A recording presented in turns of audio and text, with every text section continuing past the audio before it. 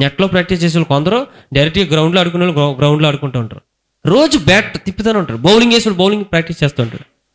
ఎందుకంటే అసలైన ఆటలో గెలవడం కోసం ఈ రోజు ఆడుతూ ఉంటాడో.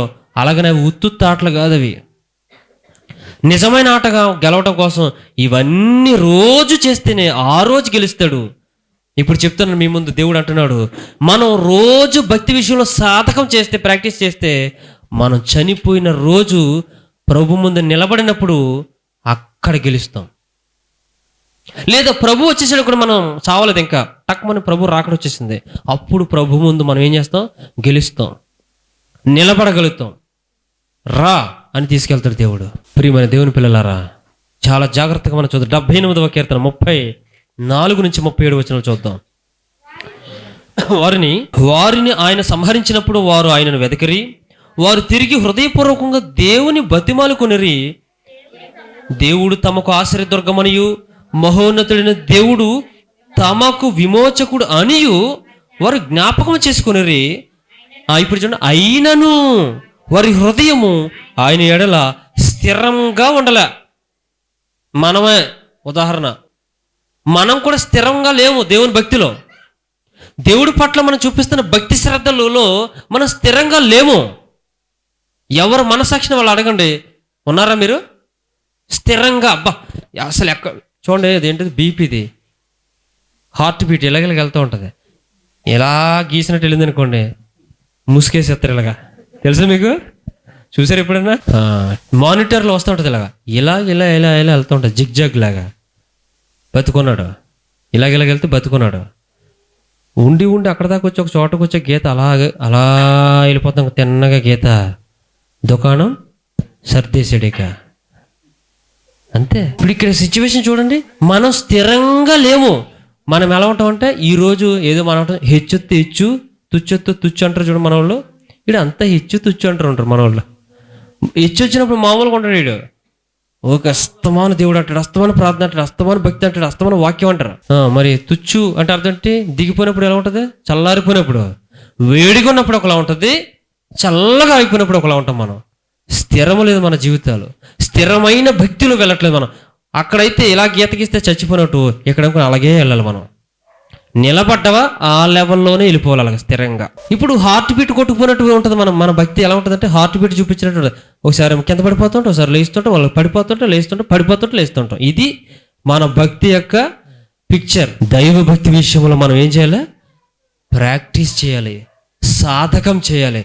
అది ఇప్పటి జీవితం విషయంలో. ఇవ్వండి, మీరు ఒకటి వినండి, మీకు ఏమైనా ఆశీర్వాదాలు కావాలా వద్దా? నీకు ఉద్యోగం కావాలా వద్దా? కావాలి. ఇప్పటి జీవితానికి సంబంధించింది నేను అడిగేది, నేను చెప్పేది దేవుడు చెప్పింది అదే. ఇప్పటి జీవితంలో నీకు మంచి చదువు కావాలా? కావాలి. తర్వాత ఏం కావాలి? ఉద్యోగం కావాలి. నీకు మంచి భర్త కావాలి. ఒక అమ్మాయికి, పెళ్ళి అవ్వాల్సిన అమ్మాయికి కావాలా? ఈ జీవితంలో ప్రయోజనకరంగా కావాలి. లేకపోతే ఒక ఇల్లు కట్టుకోవాలి, నీకంటూ కోరిక ఉంది, ఇల్లు లేదు, ఇల్లు కట్టుకోవాలి. ఏం కావాలి అప్పుడు? ఈ జీవితంలో మనకు అవసరమా కాదా? ఇవన్నీ వస్తాయని చెప్తున్నాడు ఇక్కడ. దైవభక్తి ఇప్పటి జీవితం విషయంలోనే నీకు ప్రయోజనకరమే, రాబో జీవం విషయంలో కూడా ప్రయోజనకరమై ఉన్నది అన్నాడు. కనుక దైవభక్తి అనేటువంటిది రోజు ప్రాక్టీస్ చేయాలి. మనం ఎవరం ప్రాక్టీస్లో లేవు, మొద్దు అని పిలిపించుకునే దానిలో ఉన్నాం. బైబిల్లో ఏమంటే తెలుసా? మొద్దు అని వాడలేదు, కానీ మందులైన తరం వారలారా. మందులంటే మందులు వేసుకునే వాళ్ళు కాదు. ఇంత మందంగా ఉన్నావేంటరా, మంద బుద్ధి. ఇంత చూడు, మందంగా ఉన్నవాడికి ఎంత చెప్పినా ఎక్కదడికి. బొత్తికి ఇంత మందంగా ఎడుతుందంటే బుర్రడికి అంటారు. మందులేని మూర్ఖతరం వారులారా. ఏంటి అసలు మీరు ఎంత మందంగా ఉన్నారేంటి? ఏనుగు చెవి అంటారు కదా, ఏనుగు చెవిలా ఉంది, ఎంత చెప్పినా ఎక్కట్లేదు ఏంటి అంటాం. ఏనుగు చెవి మనకులా ఉంటుందా? ఈ చూడండి ఎంత స్మూత్గా ఉందో. మీ చెవి పట్టుకుని ఎంత స్మూత్గా ఉంది. ఏనుగు చెవి పట్టుకుని ఎంత ఉంటుంది? చేట అంత ఉంటుంది, ఇంతలా ఉంటుంది దాని మందం. మన చెవి స్మూత్గా మెత్తగా ఎంత ఉంది. అలా మందం అయిపోయిన హృదయాలతో ఉన్నారు మనుషులు. దేవుడు అట్లా మందం. భక్తిలో మనం ఏమైపోయింటే మందమతులైపోయినడికి పరలోక రాజ్యం వస్తుందా? రాదు. పాటలు పాడేవాడు పాటలు వదిలేశాడు, వాక్యం చెప్పేవాడు వాక్యం చెప్పడం మానేశాడు, ప్రార్థన చేసుకునే జీవితం ఉన్నవాడు ప్రార్థన వదిలేశాడు, దేవుని పరిచర్యలో సహకరించేవాడు, అవి వదిలేశాడు, అన్నీ వదిలేసాడు. దాని అర్థం ఏంటి? మందం అయిపోయాం మనం భక్తిలో. పరిశుద్ధంగా బ్రతకడాలని ఆశతో కంకణం కట్టుకుని బయలుదేరాం, మనం బాప్తిసం పొందాం, వదిలేశాడు. అంటే మనందరం వదిలేసాం, మళ్ళీ లేసాం. లాస్ట్ ఇయర్ 31st నైట్కి, లాస్ట్ ఇయర్ అంటే మొన్న కాదు, అంతకుముందు బిఫోర్. ఇప్పుడు ఆల్రెడీ ఇంకో సంవత్సరాలకు ఎంటర్ అయిపోకుండా లాస్ట్ ఇయర్ అంటే 23, అంతకుముందు 22, 31 రాత్రి వస్తుంది మనకి. ఏంటది? అలా అంత ఎత్తుకు చేతం, ఎందుకంటే ప్రభువా అంటాం అంతే. ఆ రోజు మళ్ళీ 1వ తారీఖు ఉంటుంది అది. అలా లేచినాడు, అలా 2 స్టెప్లు ఎత్తా. ఈరోజు అంతా 7వ తారీఖు, 7, 8 మెల్లిగా చూడండి, నా చెయ్యి ఏమైపోతుంది, డౌన్కి వచ్చేస్తుంది అలాగా. ఈ నెలాఖరికి చూడండి, దీన్ని ఏమంటారు, జనవరి. ఆ పొంగల్ హాలిడేస్ అలగలగలగా ఎక్కడెక్కడ తిరిగి చివరికి ఏమైపోతుంది, కోడి పందెం అయిపోతుంది నీ బతుకు. అవదు, అలా కోడి దగ్గరికి వెళ్ళిపోతాం, కోడి దగ్గర నుంచి అక్కడికి వెళ్ళిపోతాం, అక్కడి నుంచి అక్కడికి వెళ్ళిపోతాం. అదేదో ఆటలు అంటారా, గుండె ఆటలని ఏవో పెడతారట అందులో. అక్కడికి చివరికి ఈ పర్లేదు, తప్పు, ఇది పెద్ద వ్యభిచారమా, దొంగతనం, గుండె ఆట అంటే ఏదో 10 రూపాయలు వేస్తే 10 రూపాయలు వస్తాయేమో, దేవుడు అలాగిచ్చాడు అనుకుని మూర్ఖులు కూడా ఉంటారు. దేవుడు అలాగిచ్చాడు అనుకుంటే నాకు ఆశీర్వాదం. ఇక ఏమనాలే, గుండాట్లోనూ చక్రాలు తిప్పి అదేనది ఏదో రకరకాలు చెప్తున్నారు. కోడి గుద్దుకుంటే అది జీవి ఇది జీవి కొట్టుకుని చచ్చిపోతే ఏదో ఒకటి చస్తుంది, ఏదో ఒకటి బతుకుద్ది. పిచ్చ భక్తుడు వైండు నీకు ఆ పిచ్చేంటి? మనకు ఉండకూడదు అది. దైవ భక్తిలో ఉచ్చస్థాయి అంటే ఉచ్చస్థితికి, అంటే ఉన్నత స్థితికి ఎదిగి ఆ స్థితిలోనే మనం కొనసాగాలి. నువ్వు ప్రార్థించడానికి భక్తి కలిగి ఉన్నావా? అలాగే కొనసాగు, దిగిపోకు, పడిపోకు. వాక్యము నేర్చుకునే విషయంలో అదే స్థాయిలోనో అలాగే రా, పడిపోకు. పరిశుద్ధంగా బ్రతకాలని చెప్పి వాక్య ప్రకారం నీ విని నేర్చుకుని అలా బ్రతకాలనుకుంటున్నావా? అలాగే కొనసాగు, కిందకు పడిపోకు. పిల్లల పట్ల నువ్వు చక్కటి ఒక ఆలోచన కలిగి ఉండి దేవుని గురించి ఏదో నేర్పించాలనుకుంటావా? నేర్పించు, అలాగే బతికించు, అలా కొనసాగించు. నీ జీవితంలో కొన్ని తీర్మానాలు తీసుకున్నావా ఈరోజు లేకపోతే మొన్న, దాన్ని అలాగే విడిచిపెట్టొద్దు, అలాగే కొనసాగించు. ఎక్కడ ఏ రూపంలో, ఏ ముసలమ్మ ముచ్చట్ల రూపంలో నిన్ను అలుముకుంటే అక్కడక్కడ అన్ని ద్వంద్వార్థాలు, డబుల్ మీనింగ్స్ అంటే ఏంటి, చెత్త మాటలన్నీ వస్తుంటాయి. అక్కడ నువ్వు కలిసావంటే పొల్యూట్ అయిపోయినట్టు, ఇంకా కలుషితం అయిపోతావు. నీ భక్తి ఏమైపోతుంది తెలుసా? కలుషితం అయిపోయిన భక్తి అయిపోద్ది. ఇంటికి వచ్చి ఏమంటావు అంటే బైబిల్ తీసుకుంటాం, ప్రార్థన చేసుకుంటాం, అయిపోద్ది. ఎవరికి తెలియదు కదా, నీ లోపల చేరుద్ది అది మెల్లిగా. మీకు అలా చేరద్దంటే ఉదాహరణ ఒకటి చెప్పనా? ఇస్కరియోతు యోధ ఎప్పుడు అపవిత్రుడు చెప్పండి నాకు మీరు, జనరల్ సెన్స్లో త్వరగా. ఎప్పుడు అపవిత్రుడు అయ్యాడు అంటే, వెండి నాణ్యాలకి ఆశపడ్డాడంటే, వెండి నాణ్యాలు ఇతను అడగలేదు పాపం. ఇతను వెళ్ళి నాకు 30 వెండి నాణ్యాలు ఇస్తారా, వేసిన అప్పగిస్తా అనకుండా వాళ్ళు ఏం చేశారంటే ఎరేసారు. ఎవరేసారు? ఎవడైతే బాగుంటాడరా, సూర్య దగ్గర కొన్నాడు బాబీకి, సూర్యగడికి వాళ్ళైతే బాబీ దొరుకుతాడు. అప్పుడు సూర్యుని ఏం చేస్తా, నాతోనే ఉంటాడు, సూర్యగడిని పట్టుకుంటే ఆ బాబీగడి దొరుకుతాడు. ఇస్కరియోతు యోధ చాలా క్లోజ్గా మూవ్ అవుతున్నాడు యేసుప్రభు వారితో. ఈ 11 మందిలో అంటే 12 మంది కదా, 12 మందిలో ఎవరిని పట్టుకుంటే ఎవడు లొంగుతాడంటే వాళ్ళు లంచానికి వేసారు. వాళ్ళు చూస్తూ ఉంటారు, అబ్జర్వ్ చేస్తూ ఉంటారు, ఈడెవడో సూట్ అయ్యేలా ఉన్నాడని చెప్పి. ఎలా చెప్పి ఉంటారంటే వాళ్ళకు కూడా అంచనా, నీ ఆలోచనలు నీ పనులు అక్కడ చూస్తుంటే అర్థమైపోతుంటుంది. ఈ టైప్ మెంటాలిటీ, ఈమె ఇలాంటి మెంటాలిటీ, సో ఈమె ఈ విషయంలో చిక్కిపోద్ది. సభల్లో నుండి ఎంత ఇబ్బంది అయిపోతుందో తెలుసా? వాక్యం చెప్పేవాడికి వాక్యం అయిపోతే బాధ, ఇబ్బంది. అక్కడ చిక్కించేస్తున్నాడు సాతాను.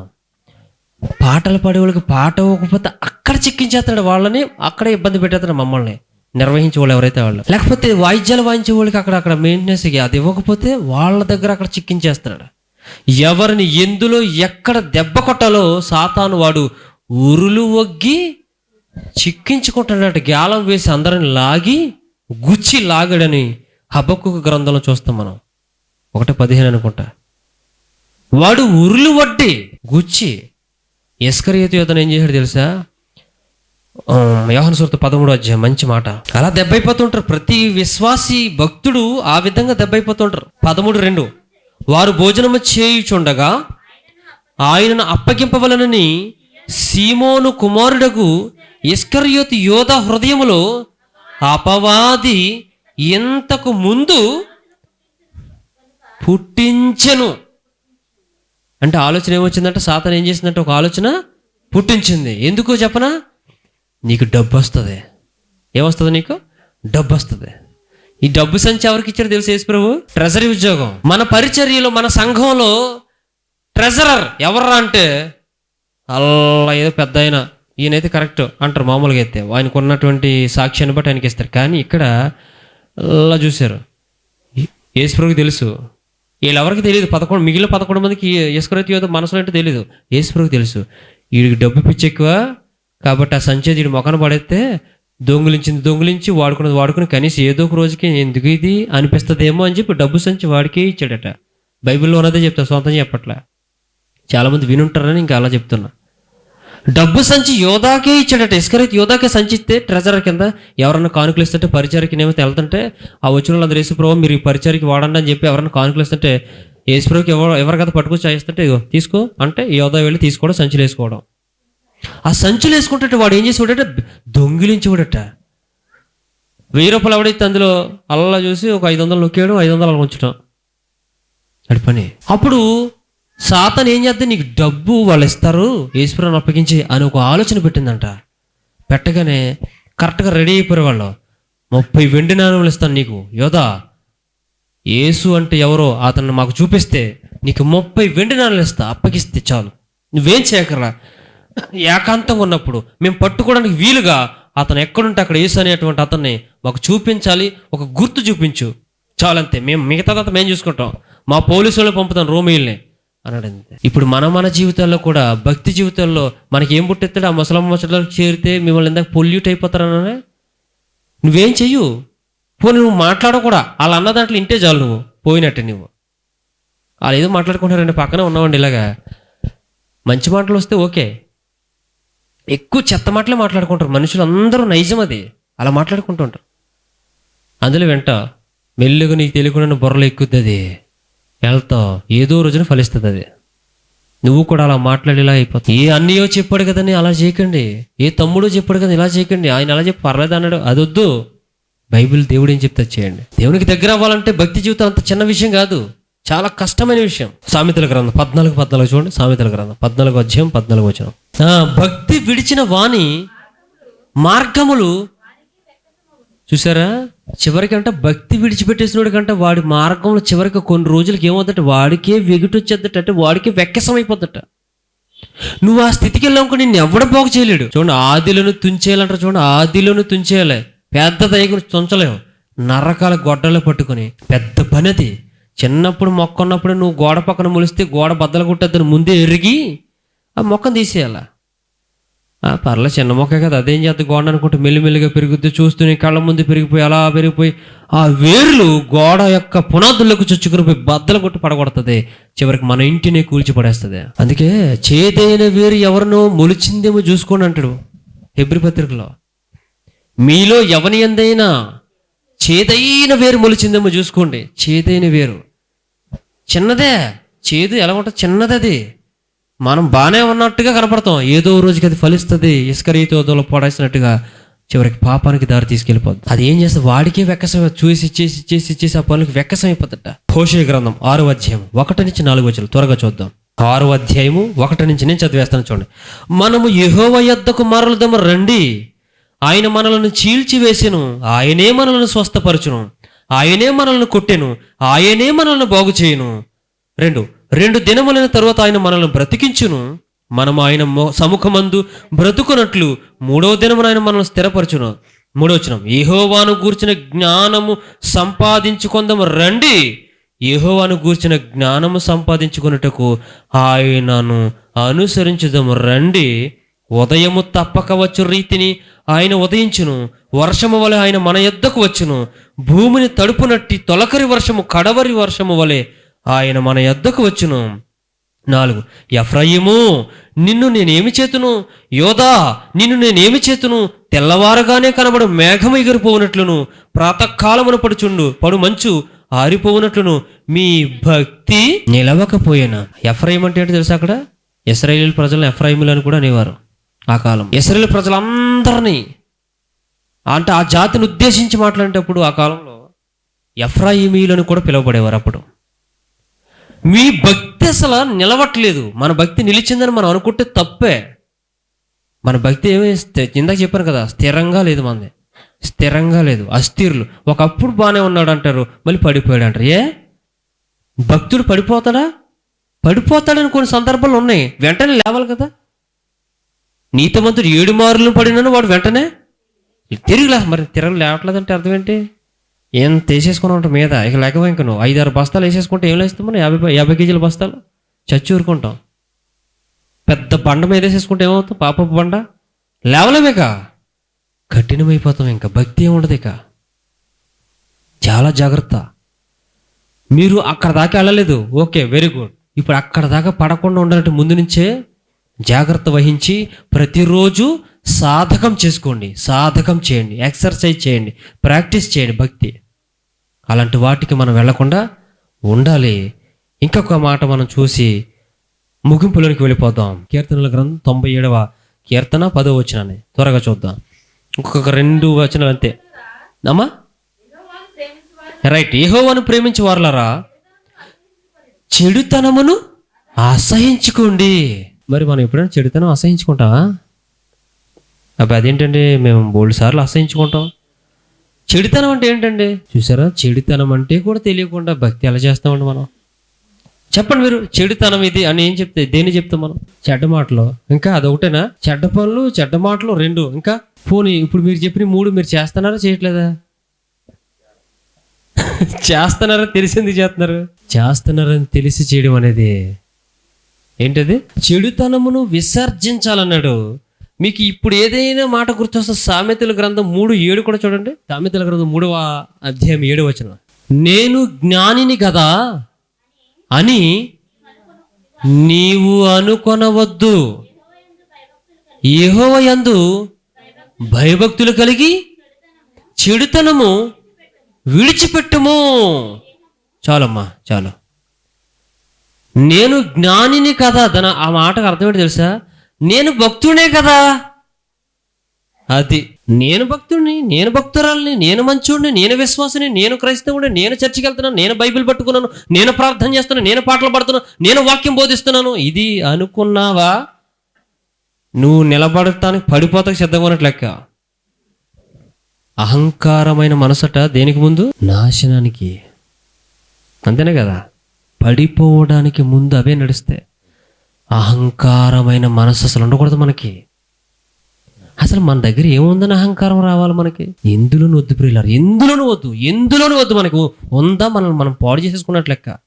ఏం అక్కర్లే. ఇంకా ఒక్కొక్క స్టూడెంట్ చాలా యారగెంట్గా ఉంటారు కాలేజీలో, పిల్లలు లేకపోతే స్కూల్స్లో.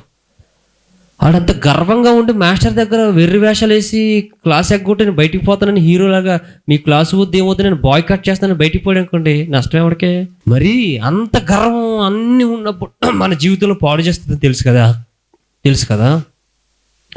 ఆత్మీయ స్థితిలో దేవుడు ఎన్నో విషయాలు చెప్పించాడు. వాటన్నిటిలో మనం ఎక్కడ కూడా మనం పరిపూర్ణులు కాదని కూడా తెలుసు మనకి.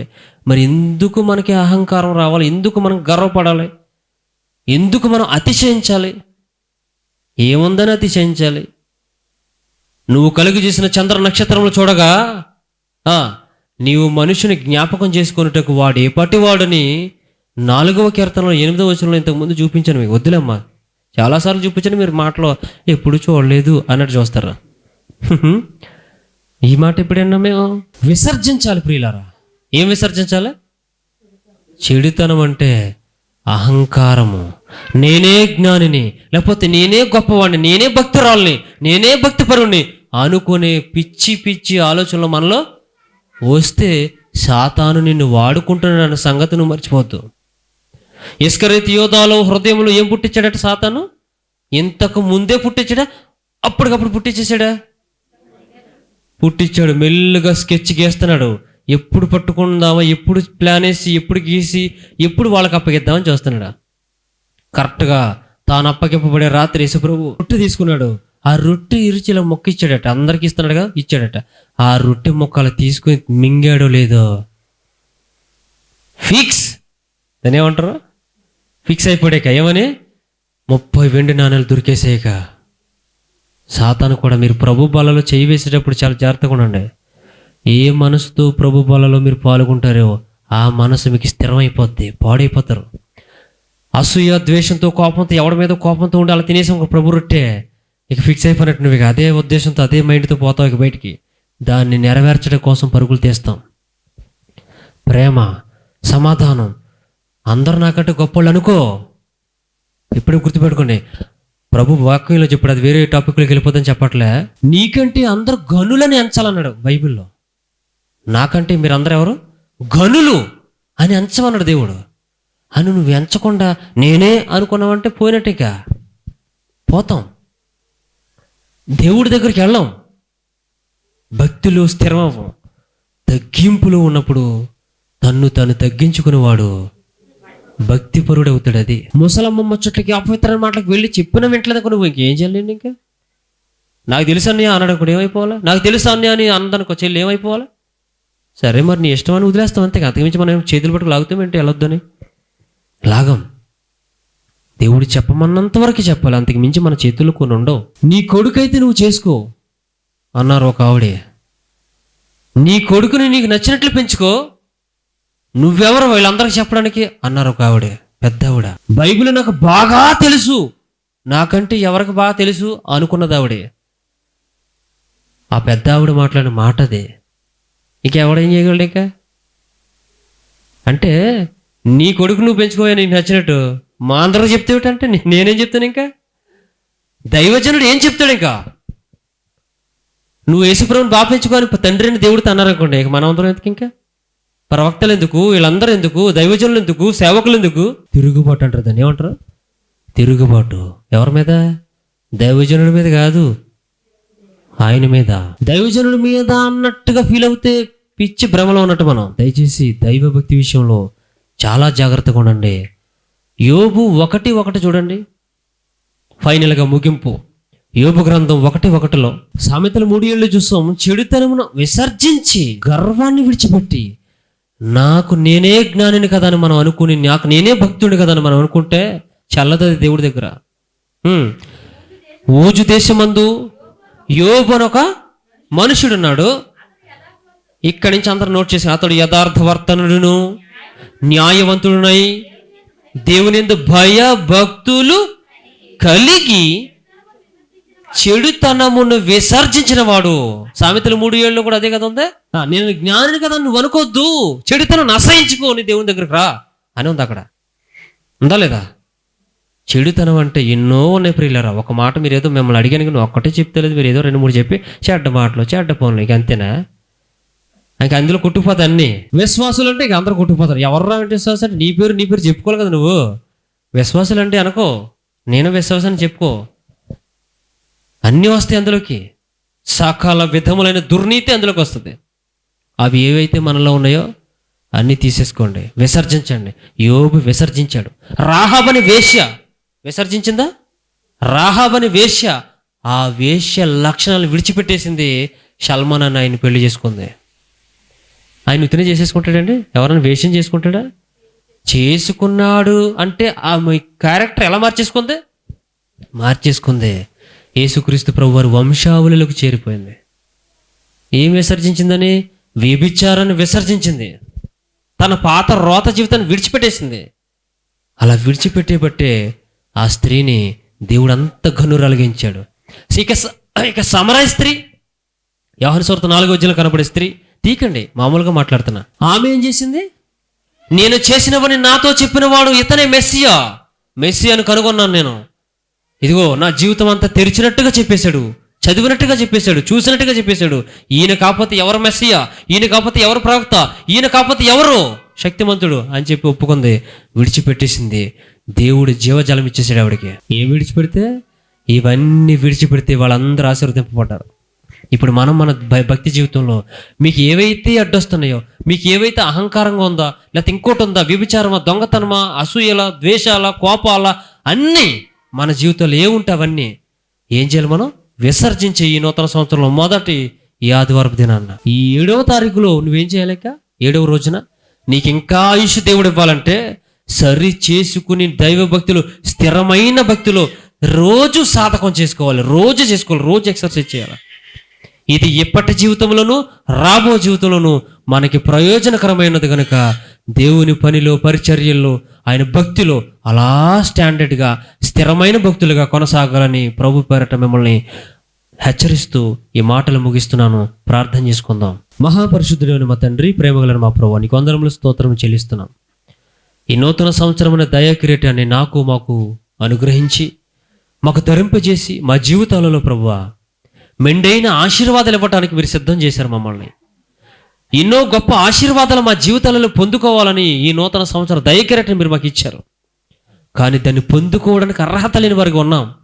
అయినా నీ ప్రేమ నన్ను నిలబెట్టింది, అయినా నీ ప్రేమ నాకు ఊపిరినిచ్చింది, అయినా నీ ప్రేమ నాకు ఆయుష్ పొడిగిస్తూ ఈ 7వ దినం వరకు, 7వ రోజు వరకు నడిపించింది. అయ్యా నీకు స్తోత్రములు. ఈ సంవత్సరమైన ఫలిస్తావని, ఈ సంవత్సరమైన కొనసాగుతావని, ఈ సంవత్సరం ఈ రోజు నుండైనా ఇక నుండైనా దేవునిలో నీలో అంటు కట్టబడి యథార్థంగా తగ్గింపు మనసుతో మంచి ప్రవర్తనతో ఇతరుల ఎడల మంచి మనసాక్షి కలిగిన వారముగా నీ ఎదుటను నిర్దోషముగా కొనసాగుతామని మీరు మా పట్ల కరుణ చూపి దయ చూపి ఇచ్చిన ఈ ఆయుష్ను బట్టి, ఈ కృపను బట్టి మీకు స్తోత్రములయ్యా, వందనములు తండ్రి. అట్టి ధన్యత, అట్టి భాగ్యము మాకు ఇచ్చినందుకు లెక్కలేని అన్ని కృతజ్ఞతలు, స్తోత్రం మీకు చెల్లిస్తున్నాం ప్రభువా. మా అందరి పక్షాన మిమ్మల్ని ప్రార్థిస్తున్నాం, బ్రతిమలుకుంటున్నాం. మా జీవితంలో మీకు ఆయాసకరమైన ప్రతి దానిని మేము తొలగించుకోవడానికి ఈ నూతన సంవత్సరంలో క్రొత్తగా తెరిచిన తెల్ల కాగితం వలె పరిశుద్ధమైన జీవితాలు కలిగి మాలో చేదైన వేరు ప్రతీది తొలగించుకుని సహోదర ప్రేమ కలిగి, మానవత్వం కలిగి, మంచితనం కలిగి, ప్రేమ కలిగి, సమాధానం కలిగి అన్ని విషయాలలో ముందుకు సాగడానికి భక్తిపరులంగా మమ్మల్ని సంసిద్ధులను చేయమని, మీ పరిశుద్ధాత్మ సహాయం చేత మమ్మల్ని నడిపించుకోమని బ్రతిమాలుకుంటూ వేడుకుంటూ మీ పాదముల చెంత పెట్టి మొరపెట్టి వేడుకొనిచున్నాం మా పరమ తండ్రి. ఆమేన్. మన తండ్రి అయిన దేవుని ప్రేమయు, కుమారుడైన యేసుక్రీస్తు వారి కృపయు, పరిశుద్ధాత్మని యొక్క అన్యోన్య సహవాసము సదాకాలము మనందరికీ, సకల పరిశుద్ధులందరికీ ఎల్లప్పుడూ ఎల్లవేళలా తోడయుండి నడిపించును గాక. ఆమేన్, ఆమేన్, ఆమేన్. అందరికీ వందనాలు ప్రియులారా.